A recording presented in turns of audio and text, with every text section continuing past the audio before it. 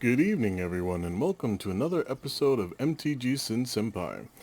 I know it's been a little bit of time since my last video. I was actually sick for about a week, and then a little bit of time after that, life was catching up to me, and so it took me some time to get back and make another video. But I did get these are at least the past two drafts that I've done. I did also do a sealed event in the past week, but I'm deciding not to show that particular deck. The highlight of that particular one, though, at the store that we were at, they actually still had their pre-release kits, so they did a sealed event with said kits.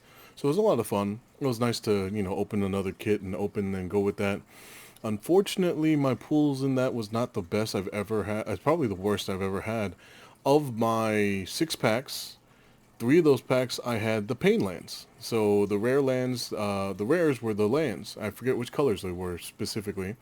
And my promo was also one of those lands.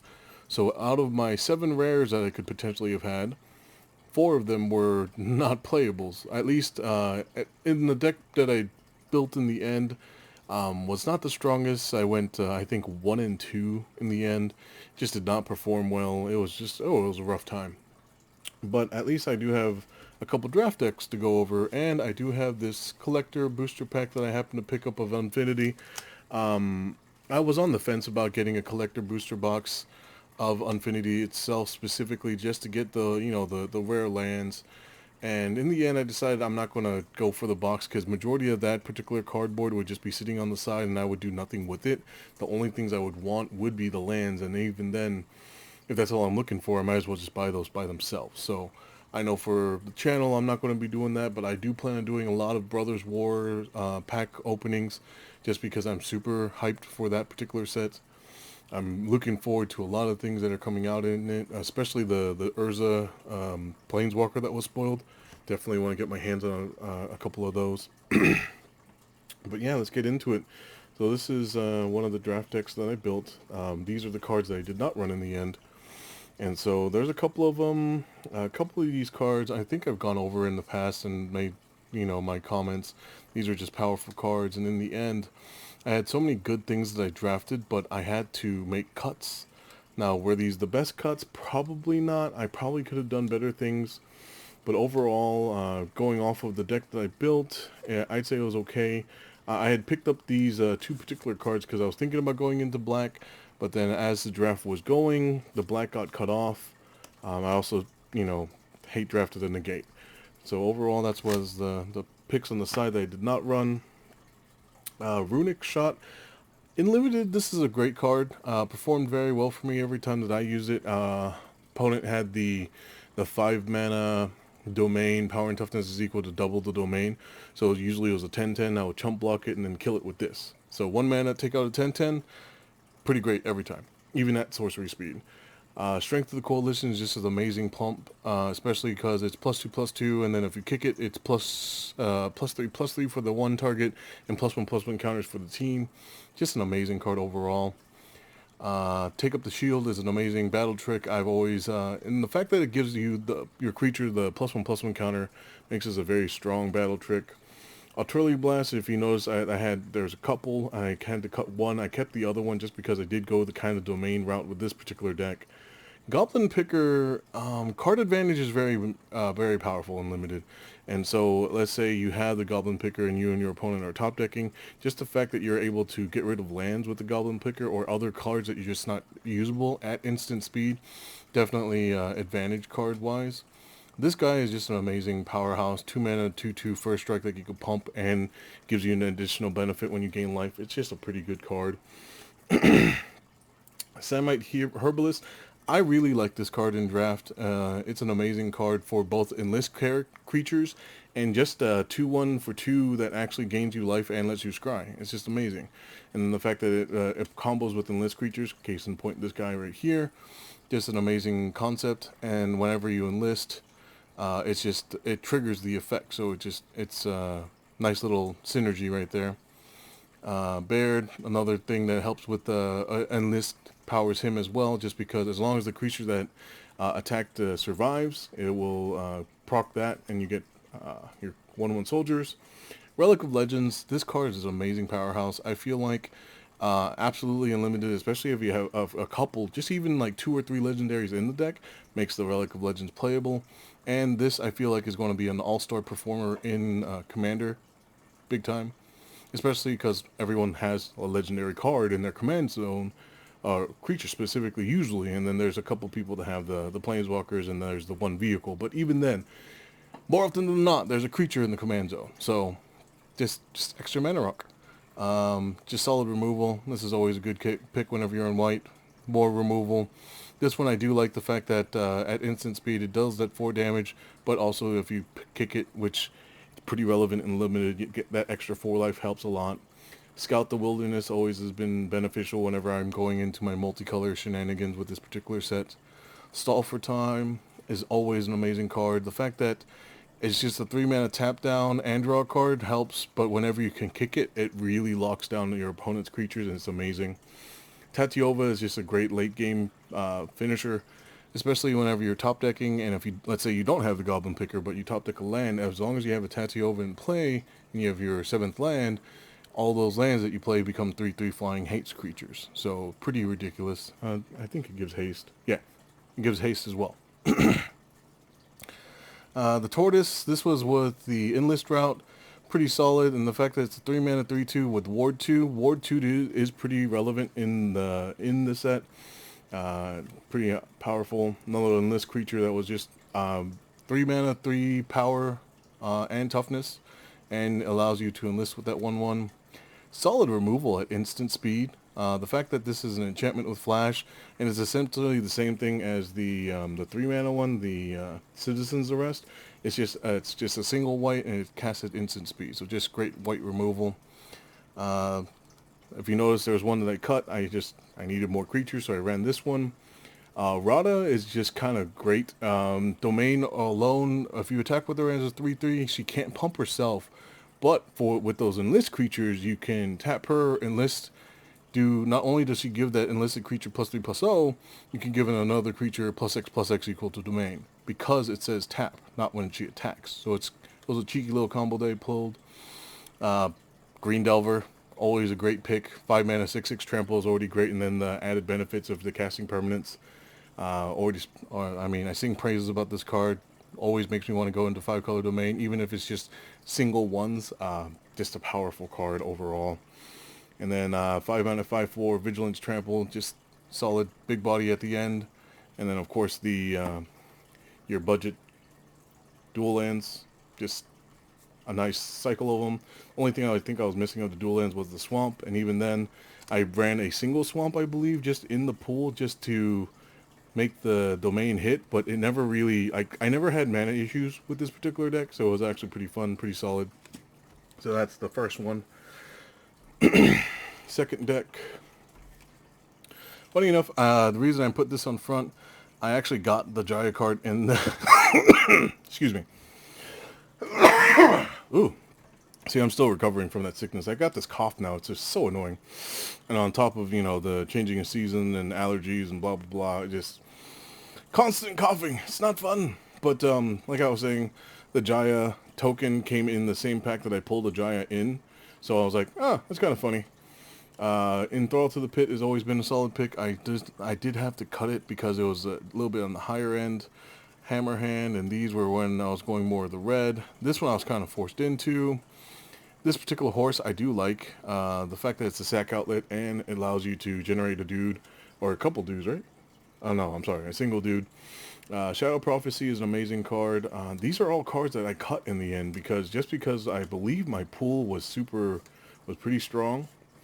And heck, I even Hate Drafter's Shore Up, Meteorite, and Mana Fixing. The Librarian is always a solid 3 mana 3/2 that allows you to scry, helps set up your deck. But these are the things I didn't run in this particular deck.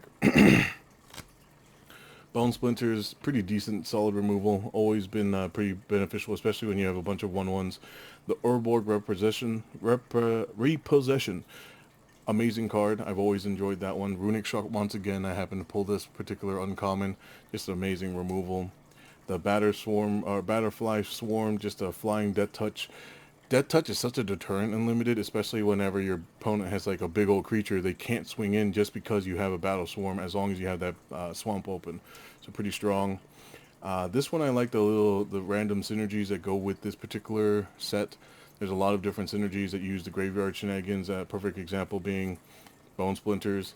You swing with your 2/1, sack one of your soldiers. If this dies, sack the soldier, kill it, pull it back. Pretty strong. Evolve Sleeper is always an amazing pull. 1 mana, 1/1 that just keeps getting stronger if your opponent has no answers for it. It's ridiculous. Take Up the Shield once again is just a strong card. Battle Trick.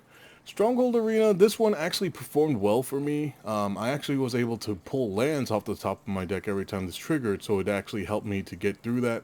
Card advantage is important. Now, does this work in every limited deck? Absolutely not. But with the random life gain and options to gain life, I did decide to run this, and it actually worked for me. And obviously, it's not the best work. It doesn't work. It's not a Bob or a Dark Confidant, I believe is the actual term. But it was still it performed pretty well for me. Splatter Goblin, very strong, solid 2/1. Once again, another Herbalist. Love that card. Faithbinder, the enlist mechanic again. This card is insane. Even if you're not doing, you definitely want to enlist with this every time, just because it allows you to swing in, allows you to scry 2 every time you enlist, and the fact that you can discard cards to make it indestructible. The amount of times you discard a land, keep it indestructible, and kill your opponent's stuff is ridiculous with this particular card. Just an amazing all-star 2-mana 2/2. Once again, Relic of Legends, just a great mana rock. Citizens Arrest, kind of self-explanatory again. Charismatic Vanguard is not the worst 3-mana 3/2, and the fact that it does give you the option to pump, and it's a mana dump essentially in the late game that can essentially cause battle math to be a little bit more difficult for your opponent. So this is always a solid pick, I feel. This is once again another card for card advantage, 3-mana 2/4s, which is already pretty decent defender, and the fact that at instant speed, if your opponent's like killing one of your things, you might as well just dump the mana in it, sack it, gain a life, and draw a card. So it's just all around advantage. The Jaya that I mentioned, I happened to pull, definitely was. I don't think I ever actually pulled her, so I never actually played it. But I do like this Jaya Unlimited, especially the fact that she produces dudes every turn. And the, which one was it? The -2 gives you the option to potentially kill things, which is actually pretty decent. Captain's Call is not the worst. 4 mana for 3 bodies, and it allows you to like really fuel a lot of different effects in this set. Warhorse once again. Tainted Apparition, the 4-mana 2/2 is kind of flying 2/2 is not the best, but the fact that you can pump it does give it a little bit of strength, and it's just something I needed to kind of finish off. Joda's Codex, an amazing card. Every time I've ever played this, it's always performed well, especially whenever you're getting into the late game and you guys or you and your opponent are just top decking, looking for answers. Getting 2 for your opponent's 1 is always just going to get you ahead. Once again, Outrider. I'm sure if anyone's kind of been watching my videos, they'll notice that I do really like my multicolor domain decks in this particular set. This guy is an amazing card by itself, and if you combo this with Enlist guys, it's just insane. And it was extra cheeky with the Relic of Legends, because what I would do is I would just tap this for mana, and because it reads whenever this creature is tapped, it's not whenever it attacks, it allowed me to essentially pump my team pretty much constantly. So it made my little 1/1s, my 2/2s into 4/4s, because I usually had at least 4 lands, and then once again, the budget duels. I did have all 5. Now, that I hit all 5 every time? Not every time, but usually I did have at least 4. So more often than not, I'd have a board of 4/4s, which is pretty ridiculous. And then Piece de Resistance. Let's see if I get lucky, get me one of these Shocklands. Alrighty. We got ourselves a red balloon token in the back. Alrighty. So, for the people that have had the chance to draft and play Unfinity, what's everyone's thoughts on it? I mean, I know it's been kind of goofy. I know the unsets is not everyone's, favorite thing to do. But I'll admit, I do enjoy drafting unsets. And look at that. We got ourselves a Comet Stellar Pup, which is, it drives me nuts that this is technically a legal card, and I'm still mixed feelings about it, but the fact that it got me a foil Planeswalker is kind of neat, and it's a doggo, so there's that. Oh, look at, and that's a Galaxy foil, kind of neat looking. I will admit this is my first time seeing it in person. I'm not sure if it really picks up really well on the camera, but that's kind of neat to me. Got ourselves a clown car as well. Another actual in the card. Oh, look at that. We got ourselves two ambassadors. Blorpy Blorp Bloop, I guess. I mean, I could be pronouncing that wrong. Ooh, look at that. That's actually kind of neat. We got ourselves a water market. Add two colorless to your mana pool. Spend this mana only cast spells with watermarks on it. So, goofy on cards. It's kind of a neat one. We got ourselves a Trust Chief Engineer. I mean, interesting cards. Ooh, look at that. That's a foil forest and a Galaxy foil plains. Alright, so unfortunately no Shocklands for us this time around. But we did get ourselves a Galaxy foil plains, so that's definitely pretty neat. Gonna probably stick that somewhere. I'm not sure which deck to stick this particular one. I mean, that just looks pretty. So I do enjoy these lands a lot. And then for my loyal fans that have been watching, here's another code for you guys. Hope you guys enjoy. Whoever gets that, best of luck to you. Hopefully you pull some good stuff. Yep, I am planning on trying to get some more content back out. With Brothers War coming out, as soon, I know I'm going to be doing a bunch of pre-releases for that. I'm already looking to get the time off for that. And I'm definitely going to get myself a collector box of that, just because I'm super excited for that set. But thank you again, everyone, once again, for sticking around, watching the channel, and sorry again for the delay. I want to try and stay on top of things. But please take the time to like, share, comment, and subscribe if you haven't. I do appreciate it. And never forget, Senpai didn't notice. Good night.